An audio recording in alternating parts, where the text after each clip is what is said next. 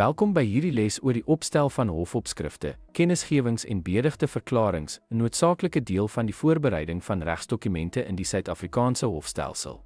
In hierdie video sal ons die struktuur, doel en sleutelkomponente van hierdie dokumente ondersoek en verseker dat elkeen aan wetlike standaarde en prosedurele vereistes voldoen. 'n Hofopskrif word bo aan 'n regsdokument geplaas om die hof, die betrokke partye en die saaknommer te spesifiseer, wat die dokument se regsgeldigheid verseker deur die korrekte struktuur te volg.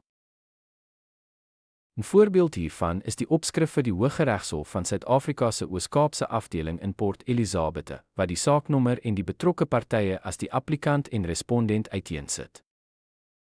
Na die hofopskrif volg 'n kennisgewing wat dien om die ander party of die hof in te lig van 'n beoogde aksie, soos 'n kennisgewing van mosie of 'n kennisgewing van voorneme om te verdedig. 'n Voorbeeld van 'n kennisgewing van mosie sluit 'n verklaring in van die applikant se voorneme om op 'n bepaalde datum en tyd aansoek te doen vir 'n bevel, met besonderhede oor die verlangde verligting en die koste van die aansoek, met 'n verdere kennisgewing dat 'n stigtende beëdigde verklaring ter ondersteuning ingedien sal word. Die beëdigde verklaring self is 'n beëdigde verklaring deur die verklaarder, wat feite binne hul persoonlike kennis verskaf, tensy anders vermeld, en dit moet onderteken en beëdig word voor 'n kommissaris van ede.